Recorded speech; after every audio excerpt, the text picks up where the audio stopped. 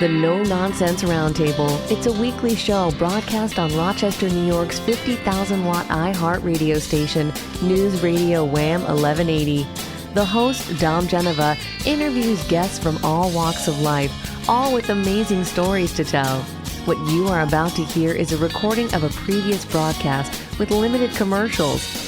Now, here's host Dom Geneva. Well, welcome everybody to another edition of the No Nonsense Roundtable. I'm Dom Geneva, your host every Saturday right here on News Radio Wham 1180. And all the past shows are on my YouTube channel, which you can get by going to nononsenseroundtable.com. Now, I have on the show today one of my favorite Rochesterians. Probably, I like to say, probably you're one of my favorite people all told. And a very successful sports writer, author, humanitarian, and everybody knows Scott Pitoniak. And I don't think there's any negatives about you. You have that like that Don Alhart thing going where I can't imagine anybody not liking Scott Pitoniak. Do you have to deal with that a lot?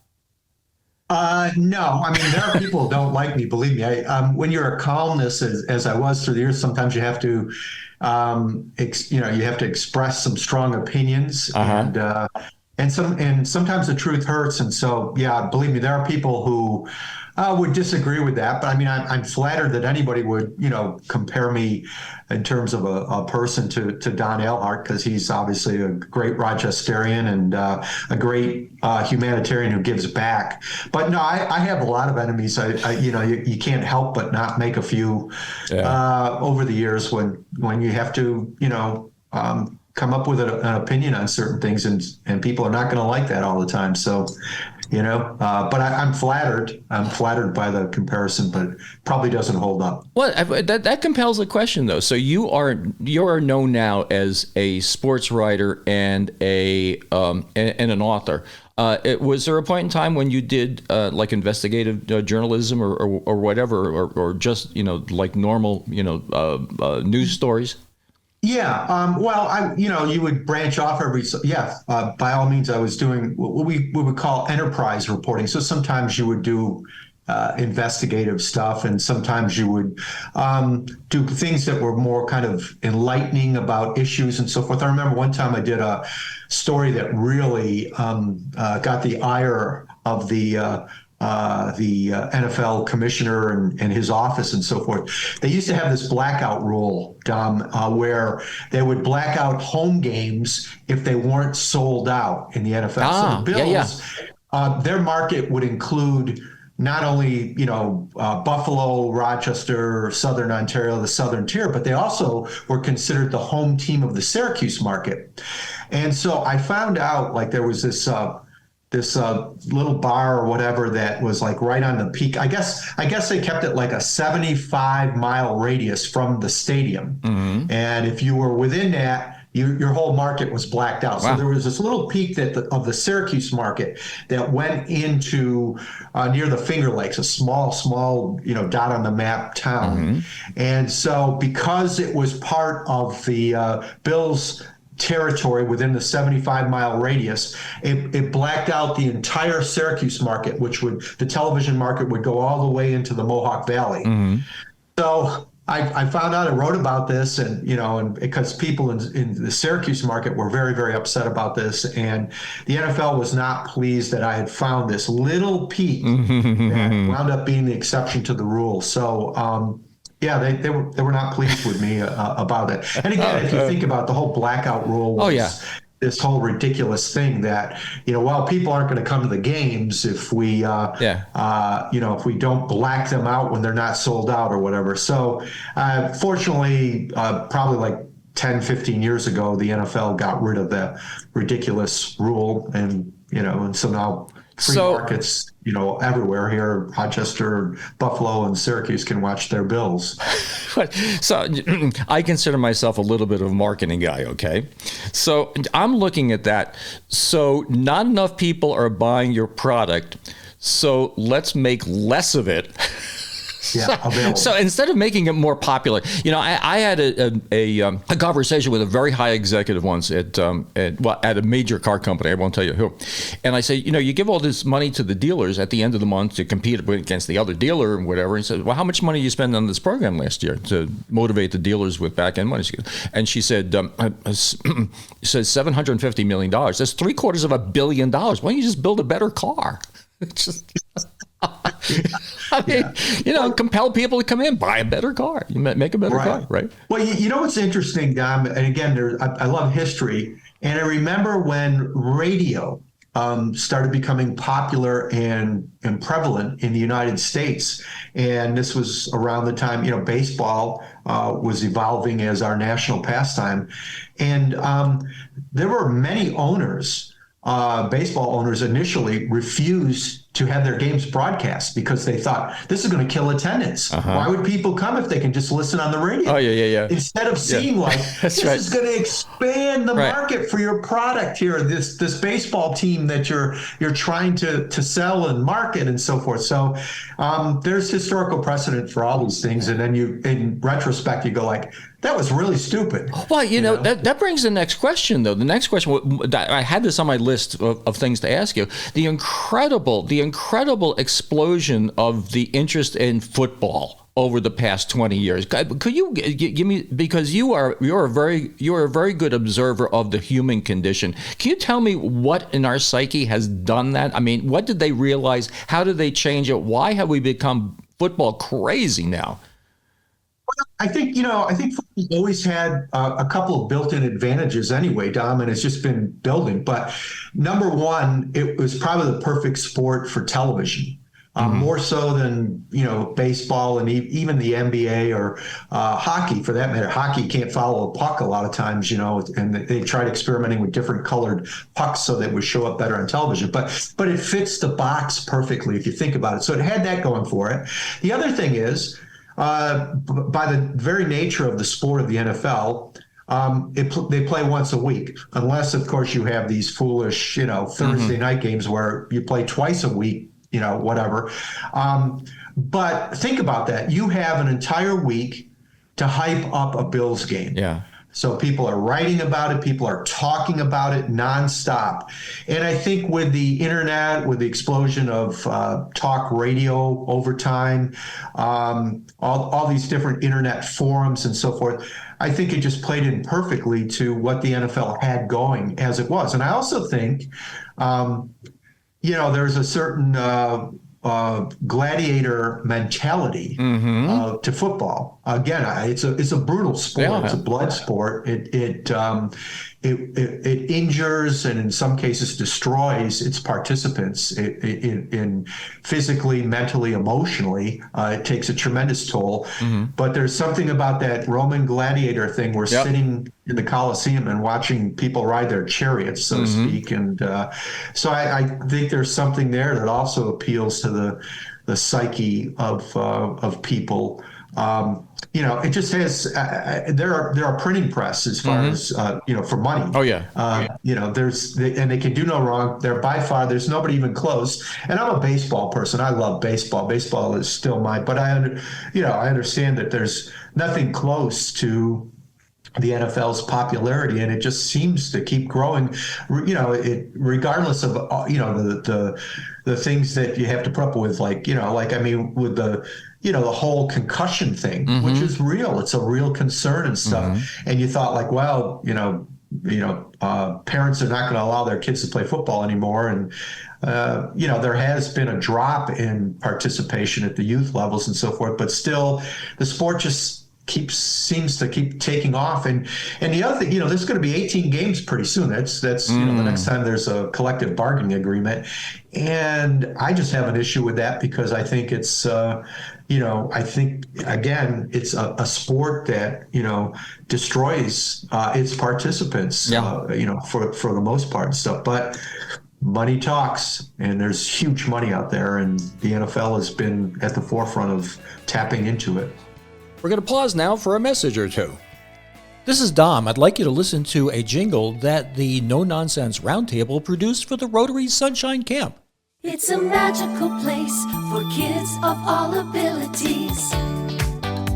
At no charge, the Rochester Rotary Sunshine Camp has been serving children of all abilities for the last 100 years. Help us grow into the next 100 years. Go to sunshinecamp.org to learn more about how you can help. Where kids have no barriers to fun. The Rochester Rotary Sunshine Camp. This is Don for my friend Todd, who owns Martinizing Dry Cleaning in Fairport. Like I like to say to you, he picks your clothes up and he drops your clothes off. Why schlep them yourself? I love the word schlep. You can save your time and your effort and your gas and do other things rather than take your clothes back and forth. They do a great job. Their number is 425-4242, 425-4242. Use them. I do all the time. Well, welcome back. We're talking with Scott Pitoniak, who is a observer of the human condition through primarily his writings about sports. He's pretty much a baseball fan, Yankee fan. Sorry, you Red Sox fans. He's a Yankee fan. Well, hearing your response to that, I think a portion of the of looking at the game now that makes it actually more pleasurable or more interesting or more controversial is these instant replays. Because before a referee would make a call and the call stands, right? Now it's analyzed from 18 different ways for an hour and a half while they do this, so you can argue with your buddy, next to you whether it's a good call or it's not a good call, and then you're listening. It's like you're having an election every 10 minutes. Yeah, and I think let's look at it. All the major sports in North America, they all have professional arbiters, referees, umpires, hockey linesmen, except the NFL. These are, these are weekend jobs. They're attorneys. They run companies. This and that. This is, So think about the foolishness of that. Here you have by far the most successful sport in North America by far. I mean, it just dwarfs the other three combined, and yet you don't have professional arbiters. And again, that's true. I never thought of that. Yeah, the people. I'm not demeaning the referees, but it's a tough job, and there's no sport has more referees out there. More people are being arbiters and so forth and watching play because there's just so much going on with 22 people clashing out there and so forth. So I just find it, whatever the NFL is now, 14, 15 billion, 16, $20 billion industry or whatever, and growing, they don't have full-time professionals. And I think you're onto something in terms of, they could have resolved this long ago and hired people full-time to protect, quote unquote, the integrity of the game.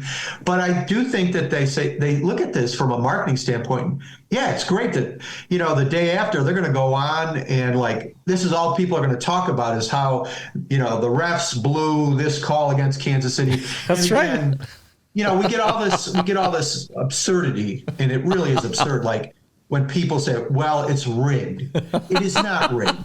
Okay. Give me proof that it is rigged. Right. Just because you show me, a certain number of times. I think if you really analyzed, your own team might have caught a number of breaks. That's right. But you overlooked those. Yeah. You just see the slights. So, but this is a narrative that fans love. Oh, it's rigged. Oh, they love the Chiefs. And I'm thinking okay, well, give me the logic why Roger Goodell would want the Chiefs to win as opposed to the Bills, when the Bills, the majority of America wants the Bills to win. Yeah. They've done the polling and stuff, and 75%, or the Super Bowl with the Eagles and Kansas City. Only a little part in Missouri there wanted the Chiefs to three-peat or whatever, pretty much. Everybody else is rooting for the Eagles because they have Chiefs fatigue. So, again, it always cracks me up. Are there bad calls? Yeah, there are bad calls that blow games. But to tell that to act as if it's rigged, I go like, well, show me the proof. Well, but last week I had Dr. DJ Robinson on. She's a preacher and author, a womanist, and we were talking about the general atmosphere with the country these days. You have people that are polarized either way. You have what really makes me really laugh is the flat earthers, the people that think that the world is flat, and all you're doing with this stuff is just encouraging that whole dialogue. And the other thing that I see, at least from a casual observer, is that the personalities now are the big thing. You may be you're rooting for the Kansas City because of Taylor Swift, or you like Mahomes, or I mean, certainly the guy that seems to be worth all the money they just decided to pay him is Josh Allen. I mean, my Lord, I mean his persona is such that. I mean, I have this thing. People don't buy, completely satisfied. They don't even buy they buy love. When they see something that they love, you love your iPhone, you love Wegmans, people love Josh Allen. Not to love, I mean, he's a person, we can talk about his supernatural abilities on the football field. That goes without saying. But beyond that, he's just comes across a genuinely good guy. He's embraced Buffalo. He's embraced Western New York. He's fully committed to wanting to, bring a championship, a Super Bowl championship to Buffalo.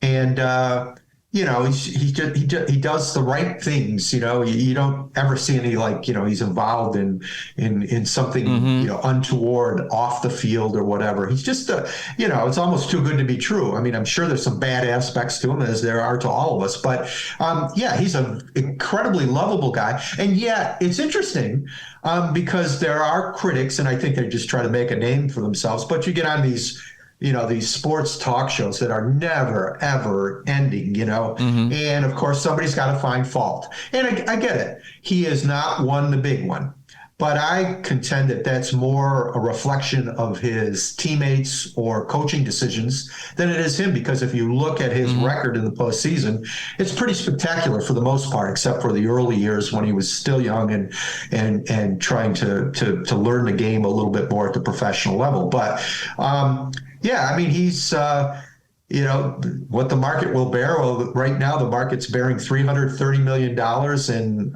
$250 million guaranteed, which as of now is the highest guaranteed contract in the history of the NFL. But that'll be broken shortly. There'll be some other quarterback coming along. The other thing that I think people, love about this guy, again, is he does things on the football field that nobody else can do. That we've never seen before. Yeah. I mean, and he wows us, he entertains us. Yeah. He's tough-minded, maybe sometimes too much. Don't want him getting hurt, but, it is a physical collision sport. It's not as, Vince Lombardi said, what is it? Dancing is a contact sport, goes football is a collision sport. And so, hopefully that Josh stays healthy. He's in the prime of his career, and hopefully he can follow through for Bills fans who have been suffering since 1960. And I think in all of my career, I've never seen a celebrity endorsement that means more than Josh Allen, because you connect with him emotionally and whatever. It's not like, Tiger Woods and Buick. Tiger's not driving a Buick, and it's like you don't love. I mean, you like Tiger Woods, you don't love. You don't love that. Bill Cosby, that didn't age really well with Jello and Bill Cosby, but Josh sounds like generally a good guy, Yeah, Dom, I think there's a thing too. I mean, at some point, let's say that the Bills become the Chiefs. Let's say they win 2 Super Bowls, and so there will come a point where fatigue sets in. It's just because Josh will get more commercials. I mean, I think part of it was they were tired of seeing Andy Reid and Patrick Mahomes on all these commercials. So there is a fatigue that builds in. Look at Tom Brady. People got sick of him winning. So we that's true. Yeah. Of that. And we do, there's overexposure. There's, we've reached a saturation point with celebrities. It's just the way it is. So I guess that would be a good problem, though. Bills fans would like to look forward to that. Tim Russert said years ago, he says, it's a cultural thing. You're Buffalo, and it's even more, I think, than the Dodgers were. The Dodgers were all them bums, right? And when they moved to California, the community was broken, absolutely brokenhearted, but they had an emotional connection with them. We'll be right back to talk more after this. This is Dom for my friend John Myers and his new company, Life Interviews. I'm going to ask you to go look at the website he has, Life Interviews. There's no T in it, Interviews, where you'll see a fantastic presentation on what they do. And what they do is create a video legacy for you to pass down to future generations. More than just getting your DNA, you can pass down your story. Go see, you'll be amazed. It's a great idea, but do me a favor. Wait till the end of the No Nonsense Roundtable. Well, welcome back. We're talking with Scott Pitoniak. I think this is the third or fourth time he's been on the show, and he is a harbinger of things sporty, if you would say that. Let's lighten up with a question for you. Give me your opinion of halftime shows. Just a quick thing. Halftime shows at the Super. Oh, look at you smile. I'm glad this is a Zoom call. I can see you smiling. Yeah, you have an opinion about this. I can remember for the first, 7 or 8 Super Bowls, it was this group Up With People performing. I go back to marching bands, performing and things like that. It's nice. I guess it brings another element to the game or whatever. Not that they need any more viewers, right? They get over 100 million viewers domestically, so I think they're pretty robust there, and they charge, who knows what they charge now for 30 seconds of advertising. It's I'm sure 7-8 figures, something like that. But I'm not bothered by them. I just, to be honest with you, I don't normally watch them. I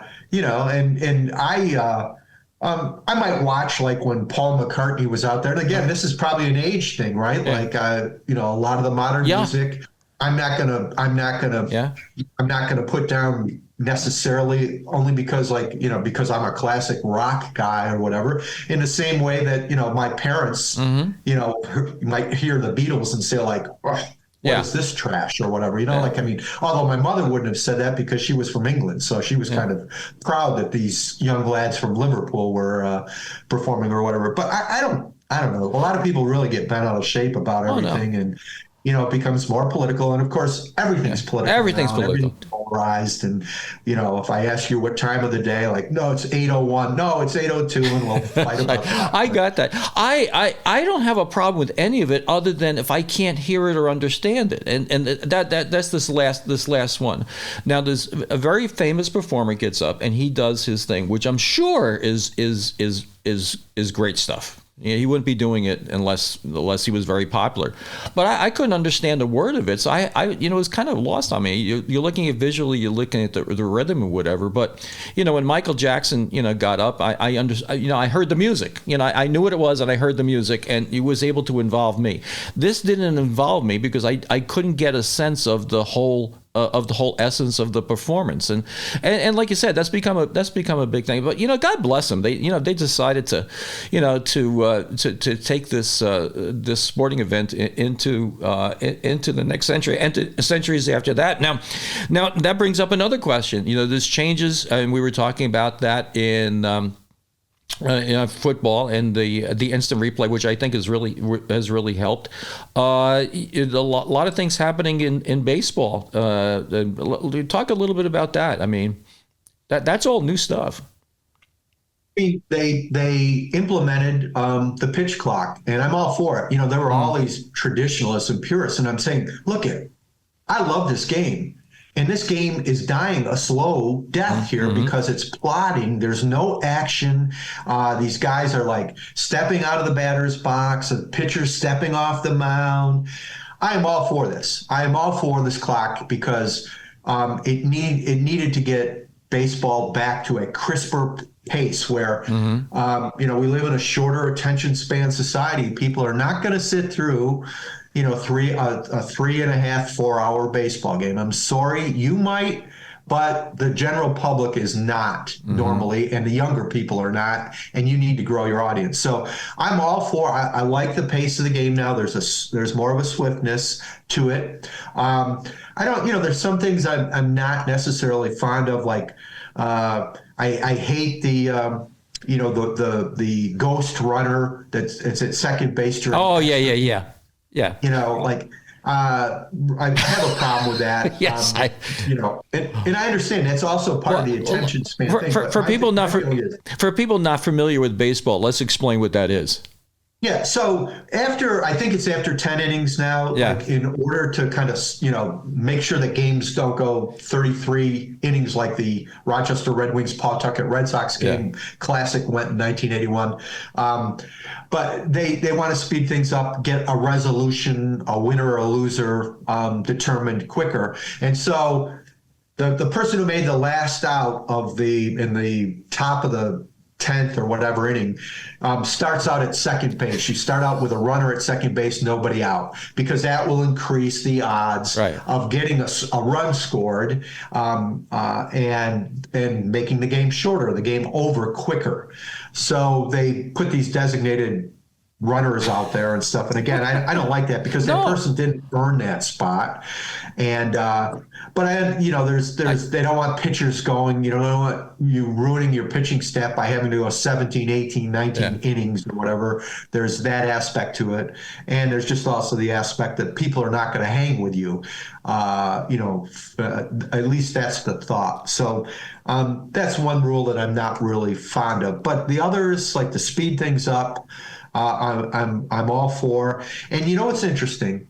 And I'm a student of baseball history, going back to the roots of the game, and you'll get the old timers, the purists here will say like, that was the beauty of the game. You never had a clock and this and that. And the reality, Dom, is that over time, there have been a lot of dramatic changes in baseball. Now, it's been a while, and these most recent ones are among the more dramatic, say, over the last 50 years. But the designated hitter is finally universal, and that is where pitchers no longer bat, and you have a hitter who is designated to bat in place of the pitcher, which is again, purists had a problem with it, but the reality was that most pitchers couldn't hit a lick. So it was like an automatic out, 3-4 times a game. So this has kind of brought a little bit more offense into the game. And I guess that's a good thing. But there's always been change. I mean, they used to throw the ball underhand at the start of baseball and stuff, and it was thrown so that you would provide the ball to the hitter to hit, strikers as they were called. So things have changed like that. And they went overhand, and then it was no longer like you were a provider. You were cunning, and you were trying to get the batter out. And so things evolve, and that's why I think it's important. History is important. I mean the famous asterisks. Yeah. I mean, so Maris, people, no, Babe Ruth, it was, this many games and there's more games. And so, we're going to put an asterisk. And poor guy. He says, the story. And you're talking about Roger Maris in 1961, they had expanded the season from 154 games, which it had been for 50 years or whatever, to 162 games. So Roger Maris actually had 8 extra games in which to break Babe Ruth's record of 60 home runs. And it took him to the final game, the 162nd game of the season, to hit his 61st home run. And all the old timers, and that included many cranky old sports writers, like, there should be an asterisk. This is, blah, blah, blah, blah, blah. And Ford Frick was the commissioner, and he was a ghostwriter for Babe Ruth way back in the day. And so he was all for it and whatever. So it was so demeaning. And then later on, when, you had the similar things when Hank Aaron broke, Babe Ruth's career record for home runs, 714 home runs. But that was more, there was a racial That's a component racial thing, yeah. There was hatred. Yeah. I mean, bigotry, and they didn't want him, to receive so many death threats. And it was a repugnant time. It should have been a joyous time for Hank Aaron. Was a time of great stress, and that was a horrible moment, for us as a society, that we went, that we put that man through that, it's strange. And, now we have new home run kings, but they were steroid juiced people, we found out, that broke those records. We'll be right back after this. This is Dom Genova from my friend Jack Greco at Jack Greco Furniture. I'd invite you to go see Jack Greco if you're looking to buy furniture right now. But beyond that, I'd invite you to go see Jack Greco if you're ever going to buy new furniture. And why? You can look and dream and plan how exactly you'd like your furniture. The type of wood, construction is half the fun.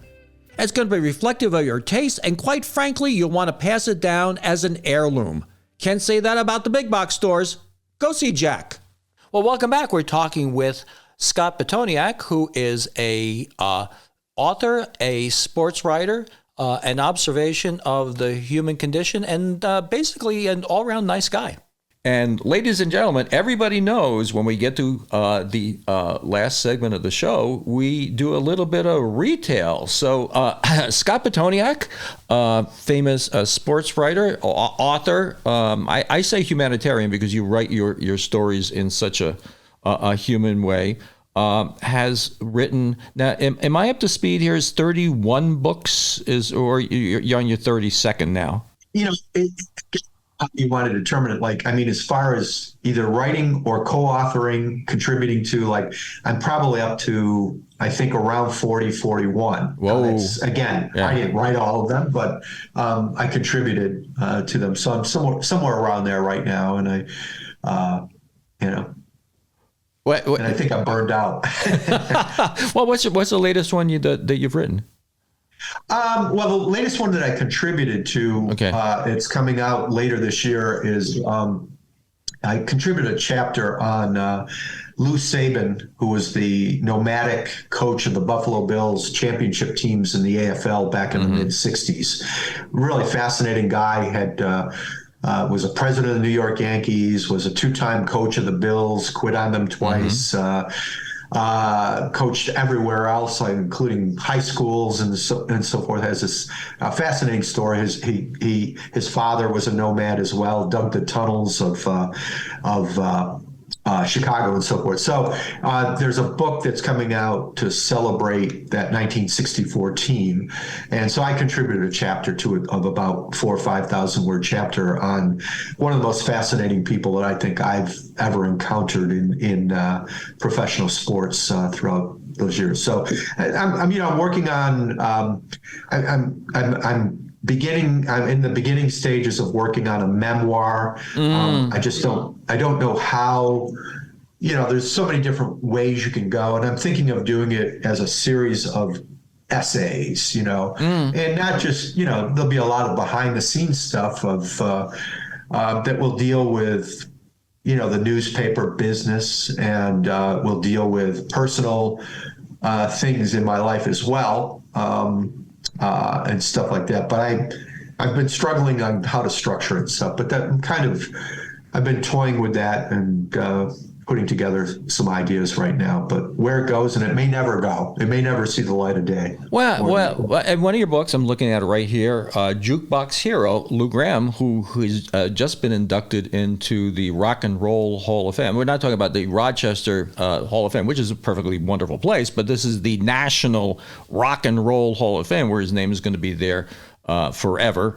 And you wrote his, with him, wrote his biography, which is really kind of cool.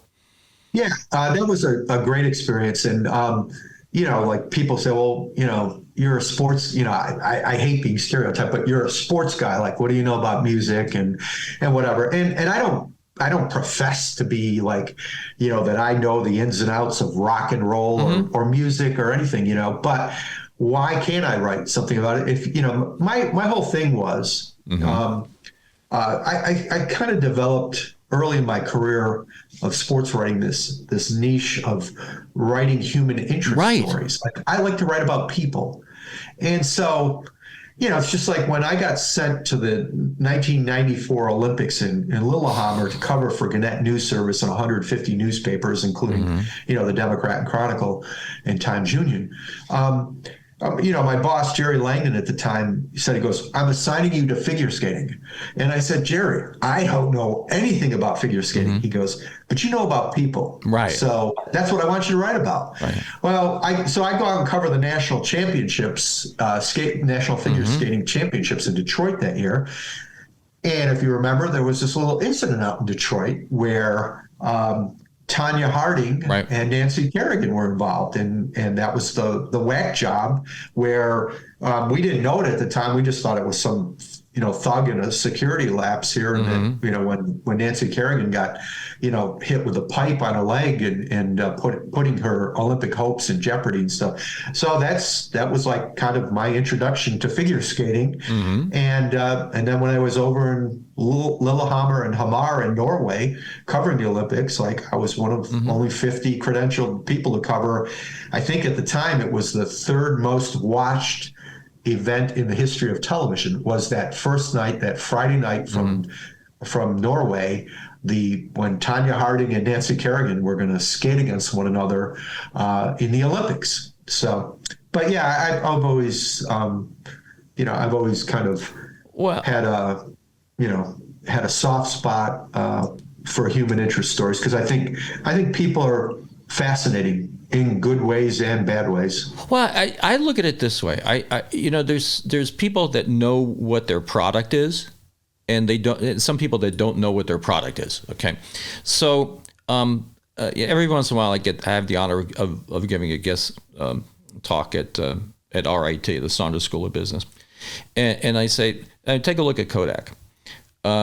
They thought their product was pictures on pieces of paper, which is all well and good, and it had its day, okay?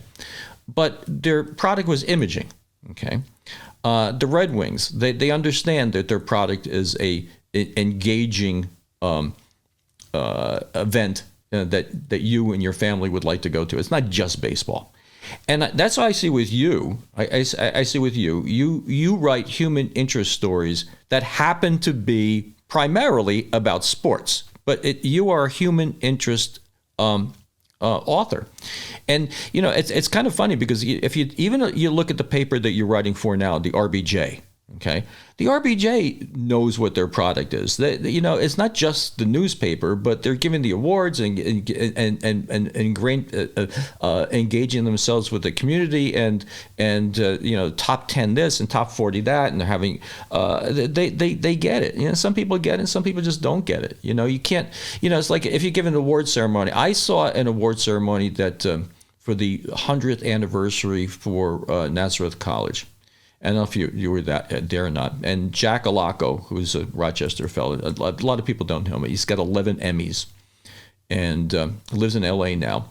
And he conducted a concert and with 160 people on stage, and they gave awards for education. They gave awards for this and awards for this and it was like, oh my God, it's an award ceremony, but it's entertainment. They entertain people, and that's what I see with you. That's what I see with the RBJ. I see with that with the Red Wings. It's good to see. I'm delighted that I've gotten to know you through this. I don't know how do we originally get to know each other? I don't know. Jack Garner. Oh yeah, Jack Garner. Yes, Jack Garner. Jack Garner.